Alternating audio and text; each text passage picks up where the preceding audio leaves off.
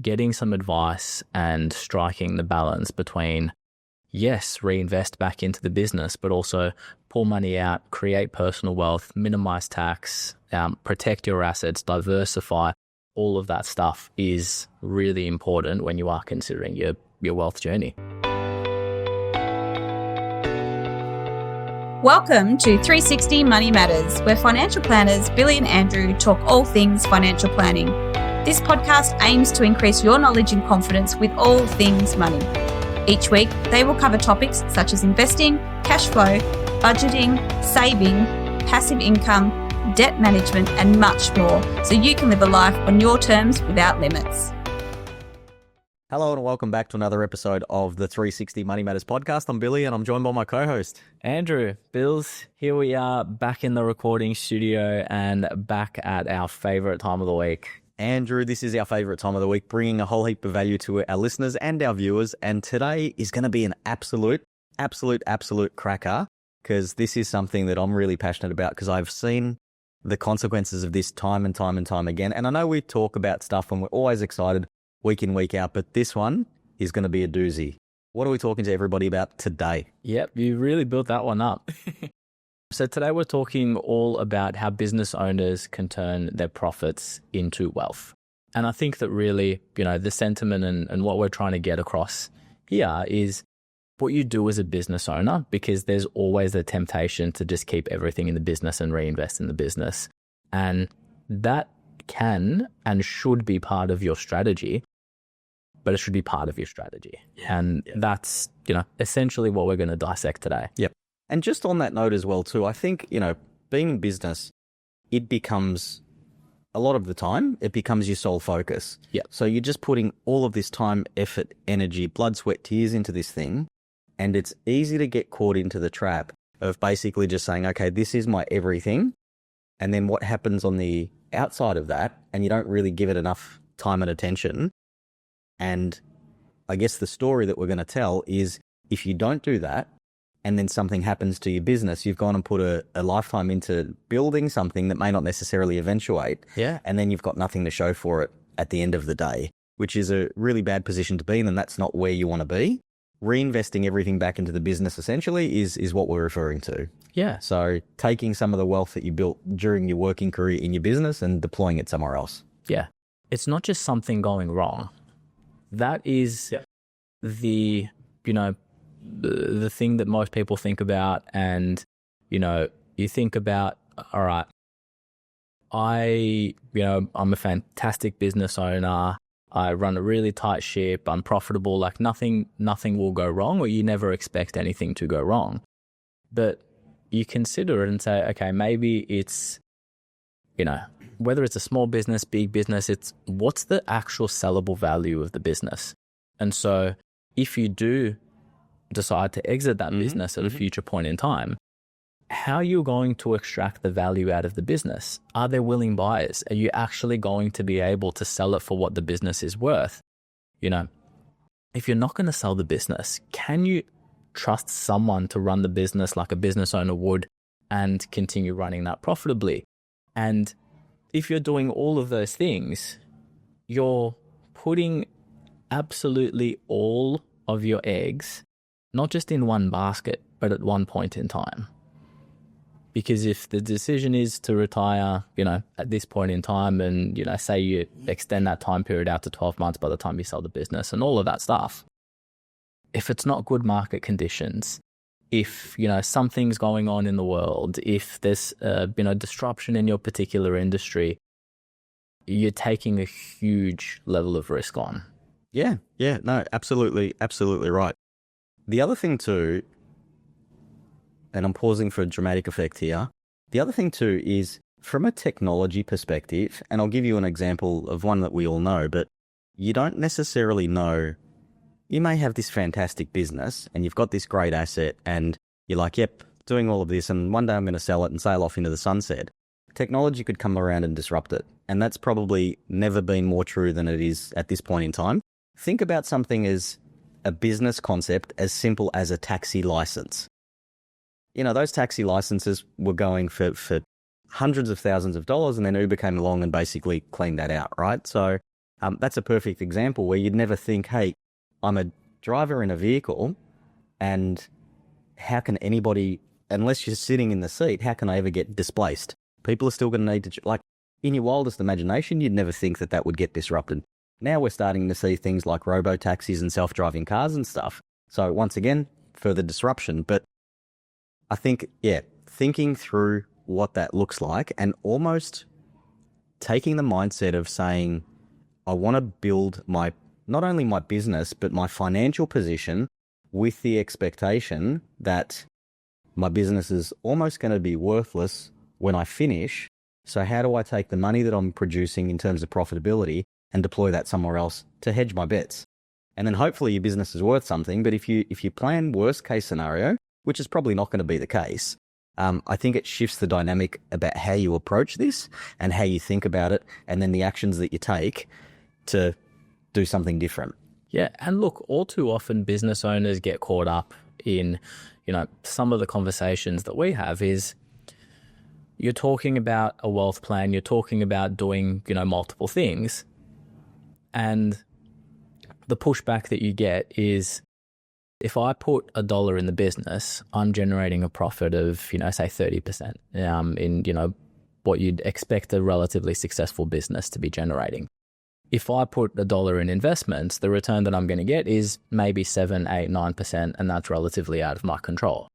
So sometimes the pushback that we get when you're talking about this concept is, well, why would I invest to generate a lower rate of return and also not have necessarily the same level of control that I have? And the reason that you do it is exactly what you're saying, is it's hedging your bets. Now, in most financial decisions that you make, the concept is not this or that. It's both. Yeah. So you should be doing an element of both. And the question is, to what degree? Is it 90% this way, 10% this way? Is it 50-50? Is it 70-30?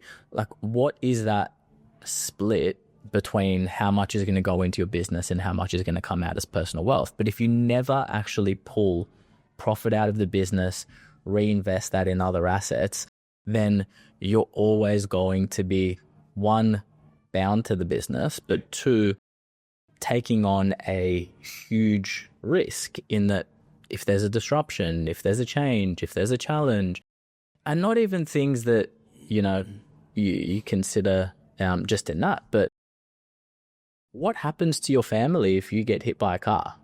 As bad as that sounds. Yes. Yep.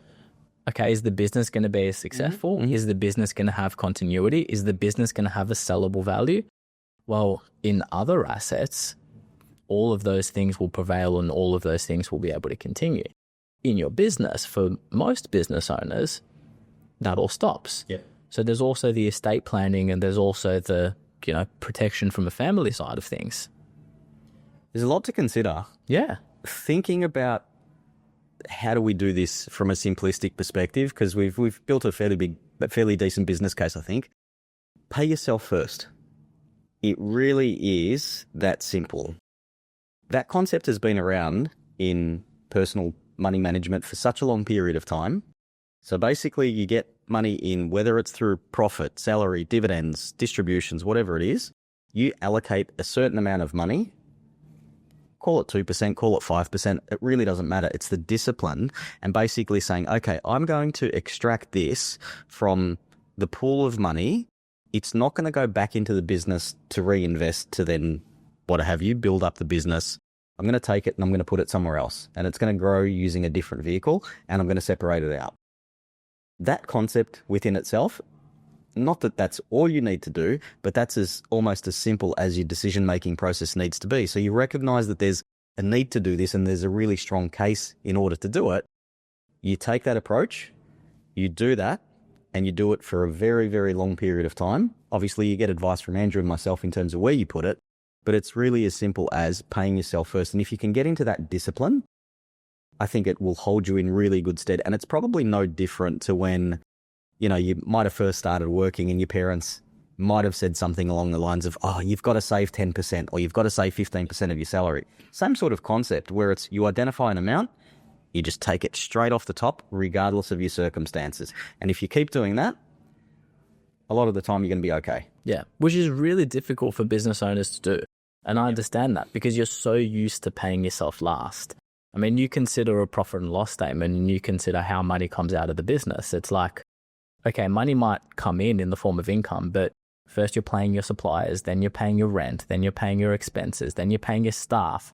And only with the leftover money is there profit that may come to you. And so you're so used to paying yourself last that having that mindset change and moving to, I need to pay myself first. I need to pay myself as soon as that income and that profit comes in, and start redistributing it elsewhere. Yep.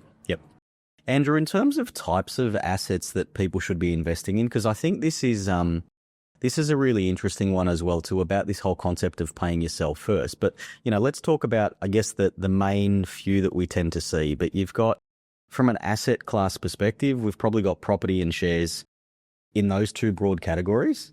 And then we've also got something like superannuation. We might actually keep that separate and talk about that because that's a different vehicle altogether.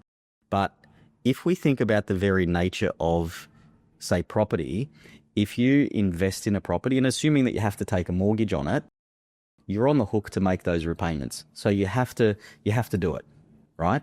Whereas, say, with something that's not that regulated or you're not under a contractual obligation, then maybe you can start and stop, and it's easier to break that habit of paying yourself first. It's probably no different to the adage about when kids become adults and the parent turns around and says, "Oh, get yourself into a property because it'll give you debt."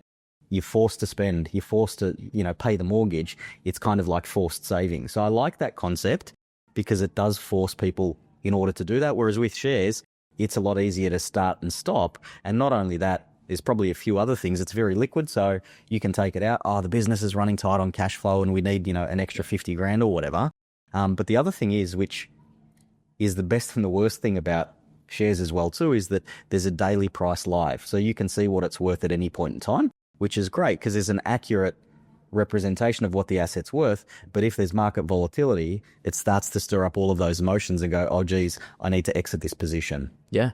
And that is sometimes the best and worst thing of both of those asset classes. I mean, you consider property and you say, hey, you're basically forced to compound interest. Mm-hmm. You're forced to make repayments, which is going to bring down the loan and eventually, pay the property off, which is fantastic. But then on the flip side, it's so inflexible in that you're either keeping or selling and you can't do anything in between, versus a share investment, which is completely flexible, which also counteracts and pulls back from, what you're maybe trying to achieve. So I think that it needs to be based off, your personal circumstances. It needs to be based off the consistency of the income. If you've got a business that has relatively inconsistent income and inconsistent cash flows, and maybe the strategy isn't necessarily, hey, I can make a regular mortgage repayment of X every single month. And it's, okay, that's not what I'm going to do. But I know that sometimes my profit is, $5,000 a month, and sometimes my profit is $20,000 a month, and that can vary, all of the time.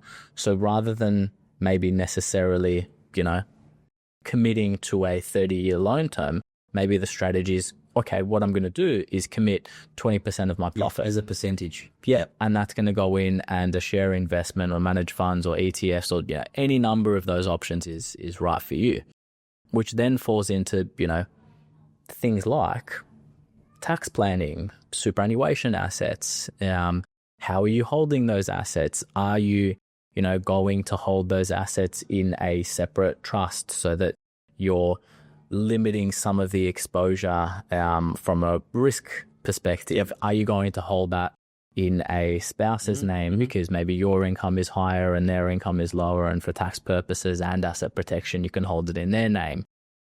Are you going to put that money towards superannuation?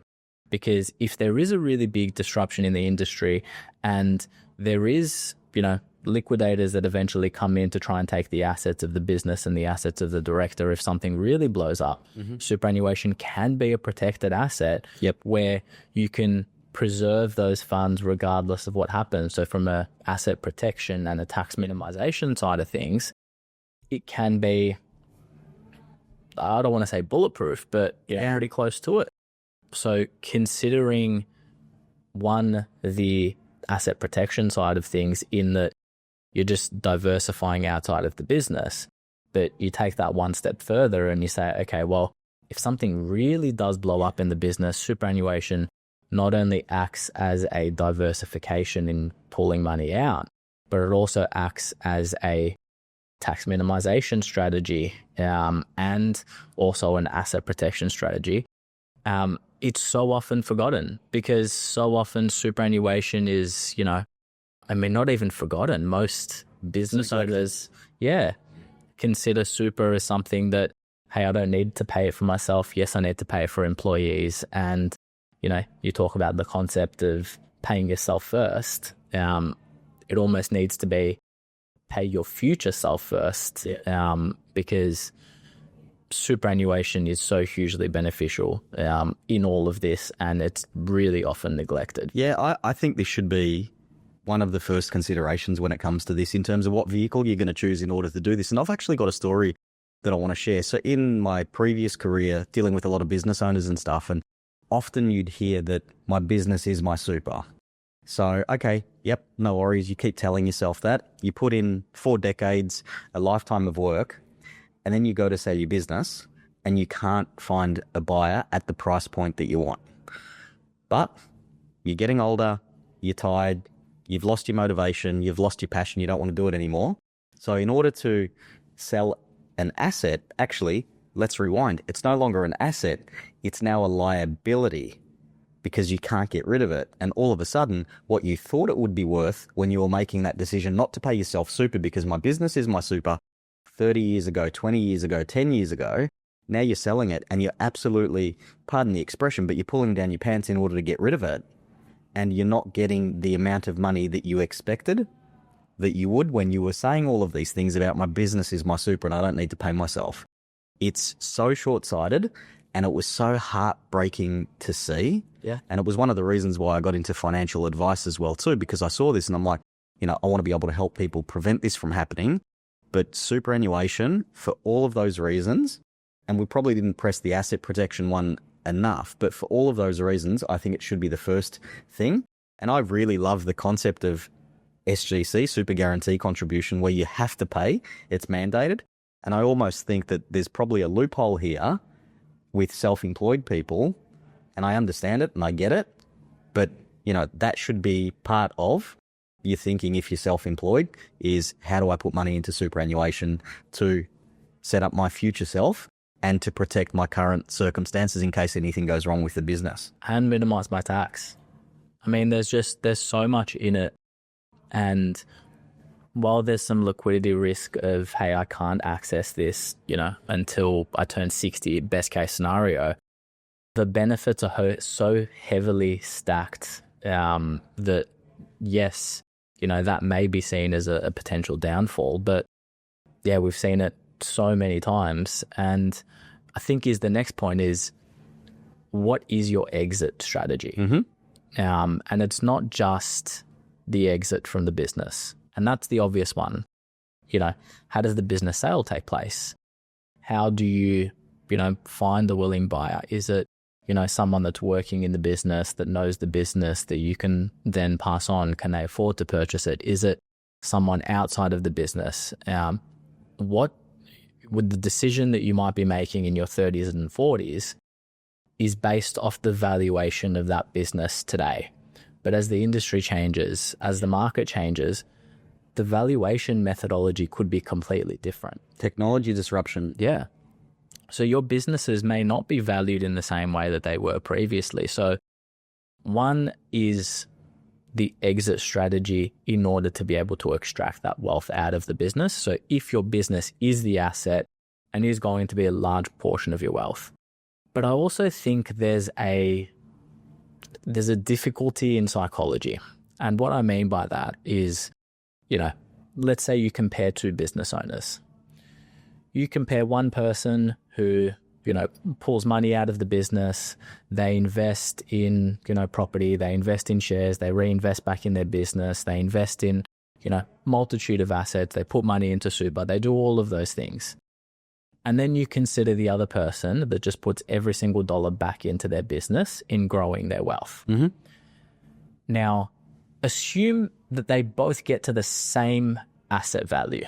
Yep.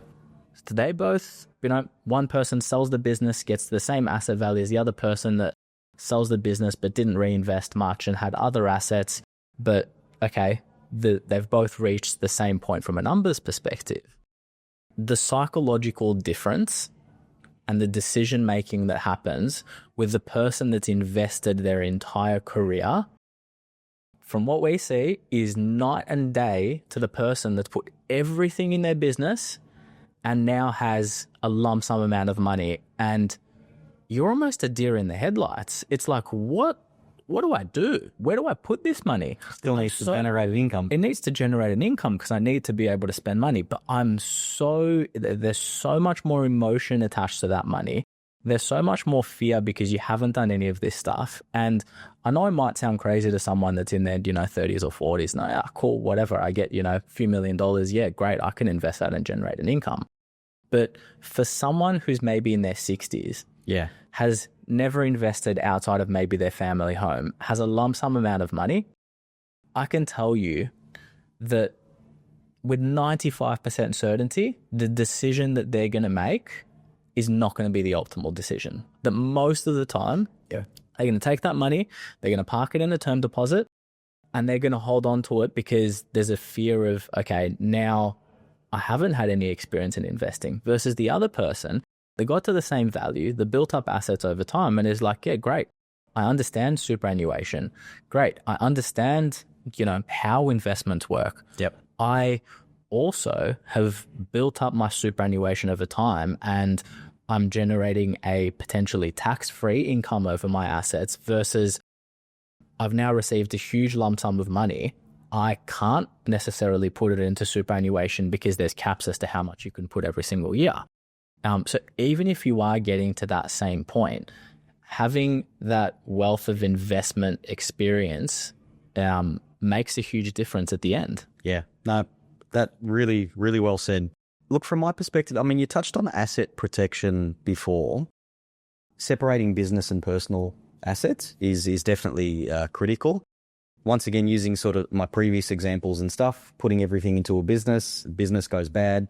Maybe you've got some guarantorships that the bank or the creditors call in, and all of a sudden, not only have you lost the business, you've also lost your personal assets as well too. So is there a way that you can structure it using things like, say, superannuation or, trusts, making sure that your assets are not tied to you personally to be able to then offer additional protection?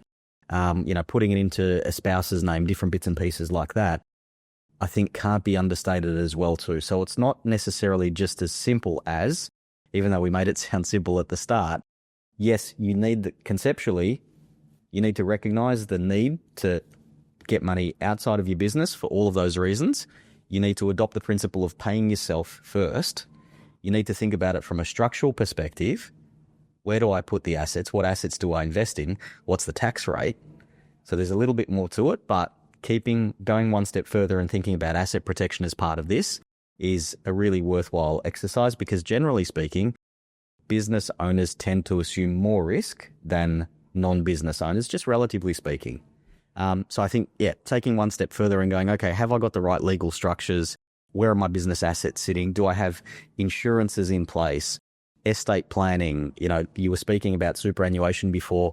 Superannuation is not part of your estate, so that can't get attacked by creditors unless you've done something dodgy and you've hidden money in superannuation, then it can get unwound. But that's another example as well too. Yeah, exactly right. And I think that with so much going on when you are a business owner and so many different moving pieces, it becomes really easy to just get, caught up in, okay, I've just got, too many things to worry about, but making sure that you're taking into account absolutely everything, because some things are going to be conflicting, like a tax minimization strategy and an asset protection strategy can usually leave you with, a fork in the road, and which way do you ultimately go? Getting some advice and striking the balance between, yes, reinvest back into the business, but also pull money out, create personal wealth, minimize tax, protect your assets, diversify. All of that stuff is really important when you are considering your wealth journey. Yeah. Andrew, well said. I enjoyed that episode, and it's an episode that hits home for both of us. So hopefully that they came across to the listeners and the viewers. See, I told you at the start it was going to be an exciting one. So there we go. To our listeners and our viewers, thank you for your attention. Hope you got a whole heap of value out of that. If any of that resonated, if that's the position that you're in or something that you haven't given thought or consideration to, and you wanted more information or to have a chat to Andrew and myself, reach out. Details are in the show notes. Andrew, thank you. Thanks, Bills, and look forward to catching you on the next one. Thanks. Thanks for listening today. If you have any questions on what we talked about or would like to have a chat about your money journey, visit us at 360fs.com.au. The information in this podcast is general in nature and does not take into account your personal objectives, financial situation, or needs. It is not financial, legal, or tax advice and should not be relied upon as such. You should consider whether the information is appropriate to your circumstances and seek professional advice before acting on any of the information provided. Past performance is not a reliable indicator of future performance.